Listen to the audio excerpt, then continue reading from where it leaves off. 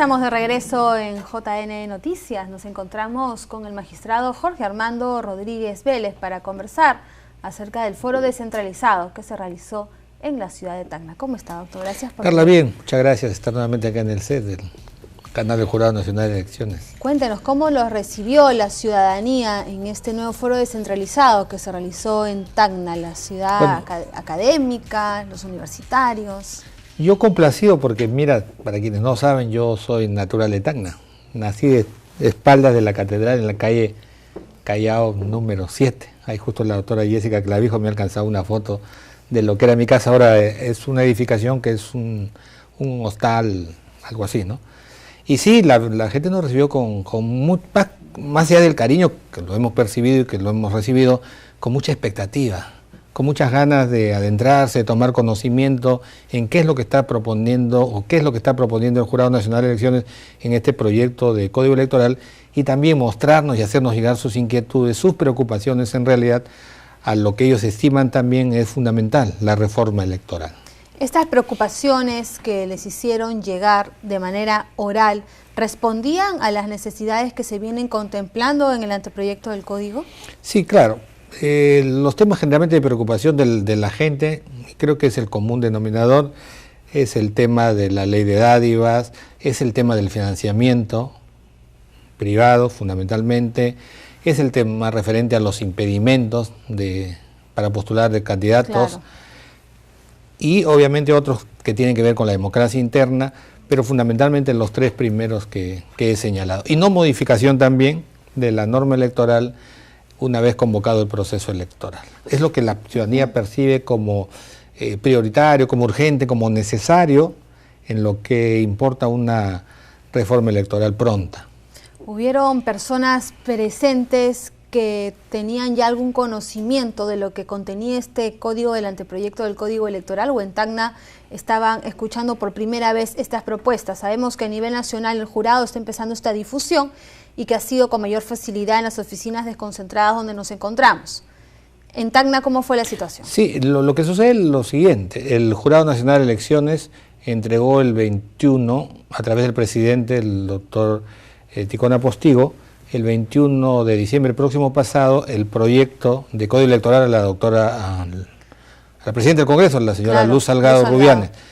Y a partir de ahí, en la página web del Jurado Nacional de Elecciones se ha publicado el texto íntegro, de manera que la ciudadanía tiene conocimiento del texto, y en esa oportunidad que hemos estado la semana próxima pasada en Tacna, hubieron dos panelistas, el decano del Colegio de Abogados de Tacna y un representante de la Facultad de Derecho Privada, y muchos de los asistentes, abogados, magistrados, fiscales y público en general, ya tenían un conocimiento del contenido del código, y aquellos que no tenían conocimiento de lo que contenía el código, sí tenían claro qué propuestas o qué dificultades se encontraban en la norma electoral o en las normas electorales.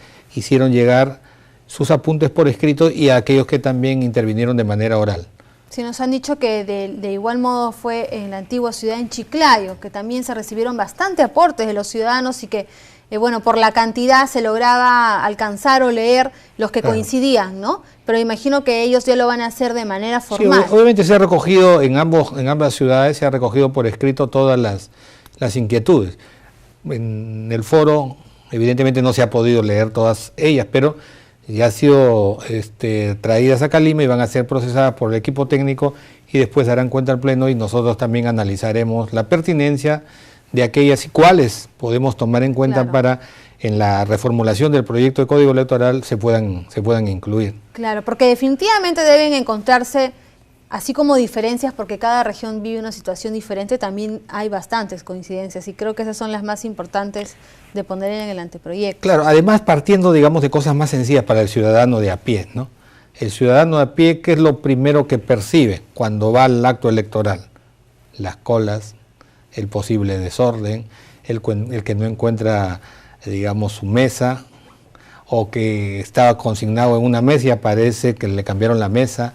Todas esas situaciones, por pequeñas que resulten, son importantes y sirven evidentemente también para que los órganos electorales puedan hacer las correcciones del caso, si es la propuesta a nivel de ley o a través de reglamento, y cada proceso electoral siempre alcance la perfección que se quiere. Además de las modificaciones, estábamos dejando de lado claro, la unificación, ¿no? de todo el compendio de las normas electorales. Por supuesto, pero decía, para la ciudadanía esos aspectos pequeños, sin perjuicio que hay ciudadanos también que se interesan y están preocupados y están atentos, por ejemplo, al tema de la ley de dádivas, porque ellos quieren saber en una fecha cierta, con anterioridad al acto eleccionario, por ejemplo, qué candidato o qué listas van a participar. Claro, y ya son definitivos. Entonces, no van a cambiar. eso es lo que se llama un poco el sosiego electoral, esa pausa previa al día del acto electoral. U otros están preocupados también por el tema del financiamiento, que no haya en las campañas ingreso de dinero proveniente de fuentes ilícitas. O sea, la ciudadanía hoy en día, más allá que por los medios de comunicación, las propias redes, tiene un interés mayor, creo yo, a años anteriores, en hacer el escrutinio, en el seguimiento a los partidos, a los candidatos para cada proceso electoral. Claro. Por eso es que vemos hoy en día la necesidad urgente de que los partidos políticos se refuercen y sobre todo que ellos recobren la confianza que han perdido de la ciudadanía. La ciudadanía está muy atenta a los cambios, a las situaciones que se presentan. Sobre todo por la coyuntura del momento uno busca más elegir, aún, ¿no? Esta coyuntura ha hecho que más de un ciudadano que anteriormente posiblemente no le interesaba la política, los avatares que tengan que ver con el desarrollo, con la actividad de los partidos, hoy en día han prendido sus antenas y están pendientes del día a día de lo que pasa en el ámbito nacional. Claro, excelente. Usted ha presentado varias propuestas dentro de este código y también paralelamente, ¿no? Que se hicieron llegar al Congreso de la República. Cuéntenos el tema de la ley de dádivas. ¿Qué opinaron los ciudadanos en Tacna acerca de judicializar, por decirlo de alguna manera, el tema de la sanción a aquellos candidatos que se les encuentre infraganti y que esa sanción sea rápida y que llegue hasta la exclusión del candidato de la contienda electoral? Claro, hay que partir de lo siguiente. El comportamiento de entrega de dádivas no es nuevo en el Código Penal, está en el Código actual, estuvo en el Código del 24 y en el Código 1854. De manera tal que la novedad es más bien que en la ley electoral se incorpore, no como delito, sino como una falta electoral, la entrega de dádivas. Entonces nos encontramos con dos comportamientos, uno previsto en el Código y otro previsto en la ley electoral. Claro.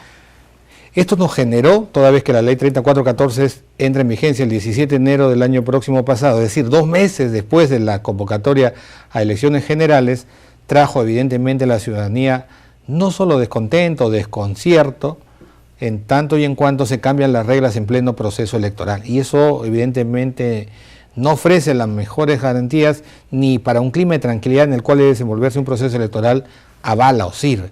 Entonces lo que estamos proponiendo nosotros es lo siguiente. Como se trata de una conducta penal, y las conductas penales evidentemente deben ser analizadas, procesadas, evaluadas, ¿por quién? Por quien imparte justicia ordinaria, en este caso el Poder Judicial, con las garantías del debido proceso. Entonces nosotros decimos, si esta es una conducta penal, prevista ya en anteriores legislaciones también, lo que tiene que hacerse es, en principio, una modificatoria del tipo, que no solo contemple pena privativa de libertad, sino estamos planteando que se incorpore la pena de inhabilitación. Un sujeto que es, digamos, procesado y condenado por la entrega de dádivas, no solo podría hacerse merecedor a una pena privativa de libertad, que creo que frisa como máximo 4 años, sino que también el juez está en la facultad de inhabilitarlo para el ejercicio del derecho al sufragio pasivo. O sea, ese candidato no podría participar en esa y en una posterior elección, dependiendo del tiempo de inhabilitación que le ponga, 6 meses, 8 meses, 1 año, 2 años. Entonces uno dice, pero eso va a dar lugar a que 3 años, 4 años, hasta que termine el Poder Judicial de procesar a esta persona, ya será inclusive autoridad y posiblemente esté terminando su periodo. Ya estará acabando el mandato, tal ¿correcto? vez. Entonces nos decimos, un momentito, vamos a modificar el Código Procesal a los efectos de que estos comportamientos se juzguen con el proceso que se sigue para la comisión de delitos en flagrancia, es decir, proceso inmediato. Entonces, en 1 semana puede estar ya, o tal vez en menos días, la sentencia en primera instancia y tal vez en 10 días o en 15 días el tema quedaría terminado. ¿Y qué hace el Poder Judicial? Con esta condena, digamos, una vez ya no haya recurso que tenga la persona condenada, va a remitir al Jurado Nacional de Elecciones y el jurado procederá a la exclusión del candidato. Pero ¿qué pasa si algunos no terminan antes del acto eleccionario? Bueno, ya podrá ser una causal de vacancia. Y esto funciona, Carla, porque fíjate, en los casos que una autoridad se le priva de libertad por un mandato de detención preventiva, ¿qué hace el Poder Judicial? ¿Qué hace el ente electoral?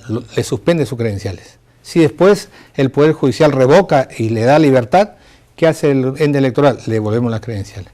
Si se lleva a cabo un proceso y lo condena y ya no cabe recurso alguno, ¿qué hace el ente electoral? Lo vacamos. ¿Correcto? Entonces, esto es complementario, porque la justicia ordinaria la imparte ¿quién?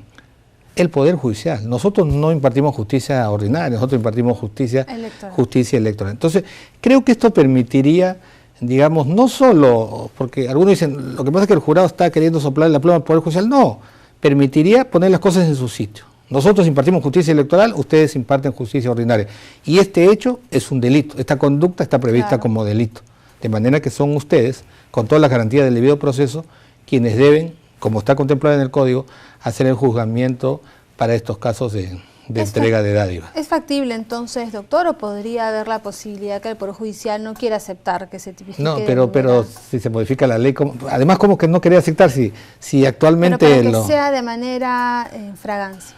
No, es cuestión de modificar la norma, pues incluir que durante el periodo electoral la comisión del delito de entrega de dádivas u otros se sigue a través del proceso inmediato que se utiliza para el juzgamiento de los denominados delitos en flagrancia. Y mira lo que puede acontecer. En el proceso anterior de elecciones generales hubieron 96 casos de solicitudes de exclusión. Se excluyeron a 3. Los más sonados del caso Acuña, el caso del señor Guaro y un candidato por Junín del partido de Peruanos por el Cambio. En el año 2018, es decir, el próximo año, se estima que el número de candidatos debe llegar a 115.000, porque en las elecciones regionales y municipales fueron 108.000. Sacando el promedio, fíjate, serían 4.300, 4.500 causas por exclusiones, haciendo una prognosis, ¿no?, que tendríamos que ver nosotros. Y obviamente los jurados electorales descentralizados en primera instancia. Eso importaría alrededor de 1.400 horas, porque a 20 minutos por caso, solo para ver a nivel del Pleno los casos de exclusión por el tema de dádivas. Eso haría que el sistema colapsara definitivamente. No se podría, no habría posibilidad alguna de que los jurados electorales descentralizados y el Jurado Nacional de Elecciones pueda atender todos los casos por incidencias que se presenten por dádivas. ¿Y qué tiempo habría para ver las inscripciones de listas, el tema de tachas u otras incidencias que se presenten? Entonces nosotros advertimos que esto hay que hacerlo con tiempo.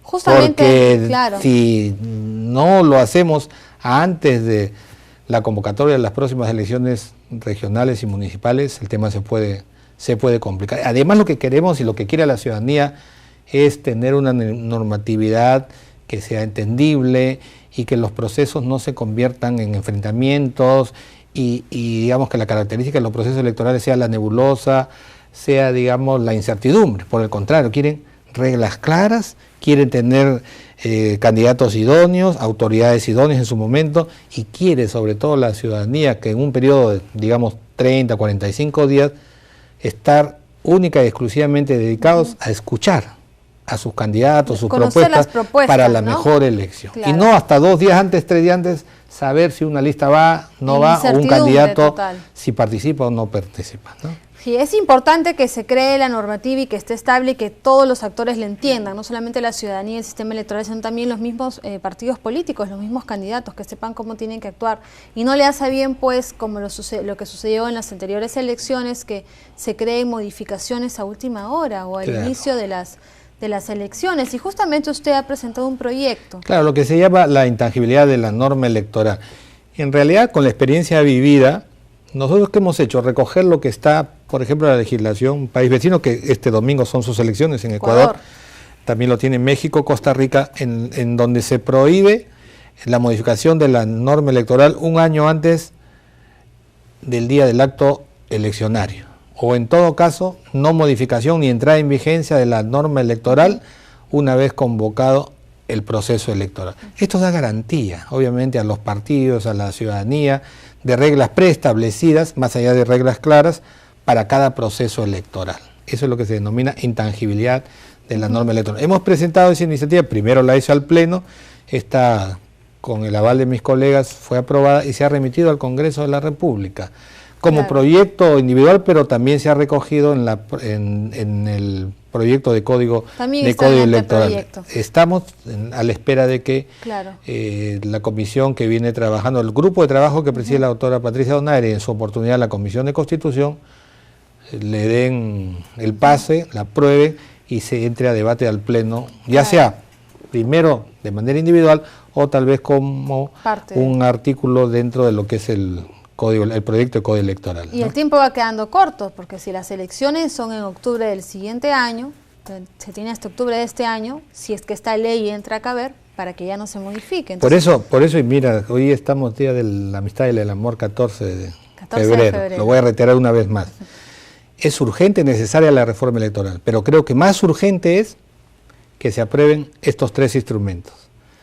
No modificación de la ley electoral un año antes del día de las elecciones, el plazo, que se amplíe el plazo para la convocatoria de elecciones, que sea 240 días, como es en las regionales municipales, porque en las presidenciales es solo de 120 a 150 días, y la modificatoria de la ley de la ley. Yo creo que eso, independientemente que se viene trabajando el proyecto de código electoral, podría merecer prioridad de prioridades para que se discuta, se debata y pueda ser aprobada. Y una vez aprobada, a la par que se viene discutiendo el tema del código electoral, después puede insertarse, pero nos podría dar la garantía necesaria de un proceso regional y municipal próximo del año que viene, de manera sosegada, con las garantías del caso. No vaya a ser que nos gane el tiempo y por ahí no saquemos o esas leyes que las considero como prioritarias, ni tampoco pueda salir en su oportunidad el código electoral. Creo que no es incompatible